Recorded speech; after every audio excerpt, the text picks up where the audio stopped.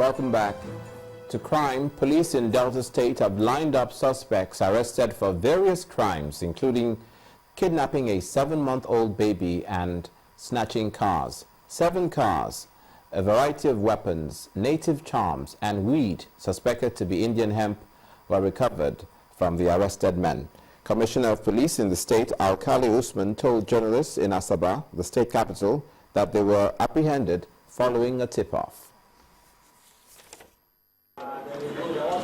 These are the first group that snatched a car. Delta State's Police Public Relations Officer introduces journalists to these young men arrested for various violent crimes.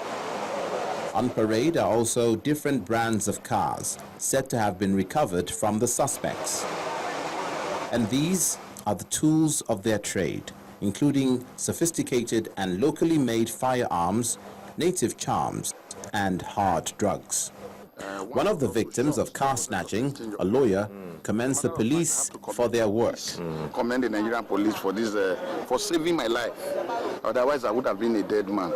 The Commissioner of Police recounts the circumstances that led to their arrest. The DPO in charge of Kwale Division received information that some youths suspected to be cultists were seen at Ologo community planning to foment trouble in the area. On receipt of the report, patrol team swiftly mobilized to the scene and arrested one Ikoko Justice, male 32 years, and one Chuks Nwosi, also male 28 years, while others escaped. This woman alleges that her baby was kidnapped, but the police came to her rescue. My baby is inside my parlor. I enter inside to go collect my peg cloth and wash. Before I come inside, inside from the parlor, and I see my baby for inside the parlor. Amongst the suspects paraded is this young man who is said to have stolen the 7-month-old baby.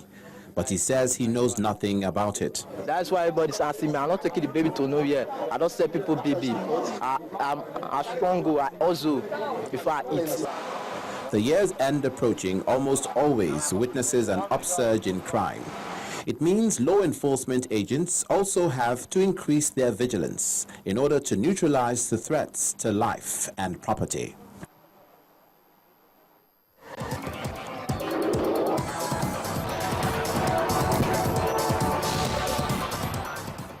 Sports news now. We start with football. Eyimba Baba are back to becoming Federation Cup champions after defending the trophy they won last year at the Teslim Balogun Stadium in Lagos. The Globe Premier League runners-up this evening defeated Dolphins of Port Harcourt 2-1 to hand coach Kajiri Ikana his first Federation Cup medal as a coach. Eyimba's Nfon Udo got the opener to take his goal tally to 26 goals this season, 3 from the Federation Cup and 23 from the domestic league. Chinonso Okonkwo made it 2 before a late cancellation from Dolphins' Udok. The defeat is Dolphins' first in 5 Federation Cup finals. Meanwhile, in the women's game, Port Harcourt-based team Rivers Angels defeated Sunshine Queens of Akure 2-0 to retain the Fed Cup for the 4th consecutive time.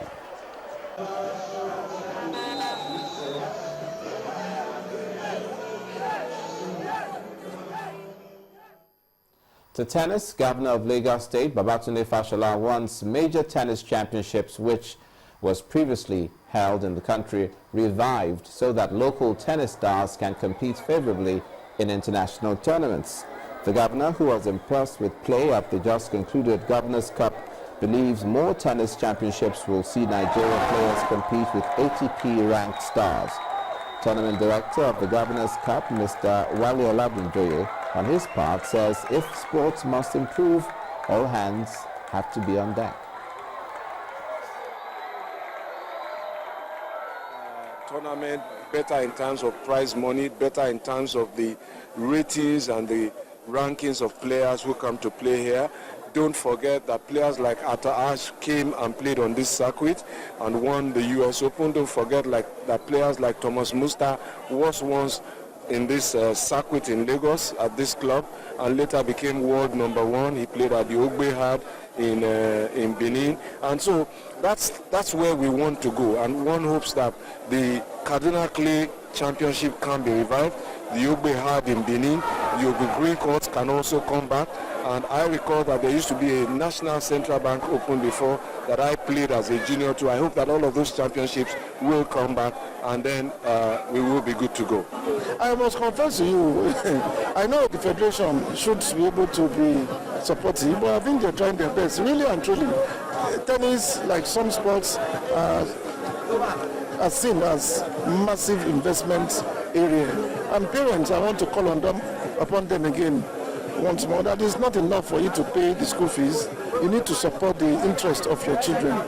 It is only when it brings money home, you now remember, you must start now. And outside Nigeria, but staying with tennis, world number 2 Roger Federer this evening produced a spectacular display to crush Richard Gasquet 6-4, 6-2, 6-2 and seal Switzerland's maiden Davis Cup win with a 3-1 victory over hosts France. The 17-time Grand Slam champion shook off back injuries during the weekend and recovered from Friday's defeat by Gaël Monfils to hand France a third defeat in their last 3 finals. The Swiss dropped only 4 points on serve in the opening set, which he sealed with a whipping forehand winner after breaking his opponent in the third game. Switzerland were 2-1 up going into today's reverse singles after Wawrinka and Federer teamed up to beat Gasquet and Beneteau in the doubles on Saturday.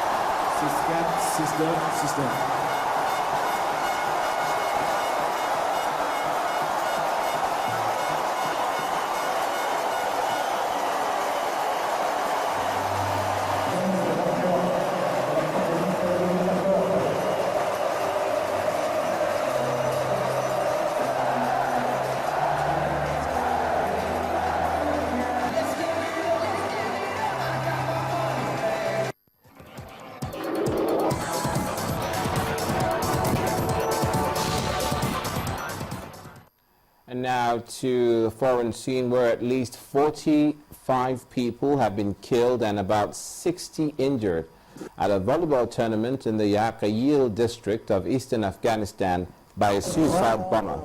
Officials say the attacker detonated the bomb amongst people who were gathered for a volleyball game. Earlier, Afghan prime ministers had authorized security deals which will allow NATO and U.S. soldiers to remain in the region beyond next month when other foreign troops will be withdrawn. The agreements with NATO and the U.S. still need to be ratified by the Afghan upper house. And the main news again. Over 40 people have been killed by Boko Haram, insurgents on Nigeria's border with Chad in a deadly attack. The victims, said to be traders, were crossing into Chad to buy fish when they were ambushed by the terrorists.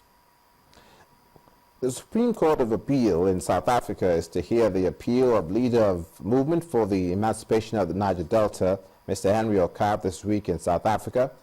Mr. Okar is questioning the legitimacy of his conviction by a court in the country. And a suicide bomber has killed 45 people at a volleyball tournament in Afghanistan. And that's it on the news at 10. Thank you so much for watching. I'm Olumide Mapoli. From all of us here, enjoy the rest of your evening.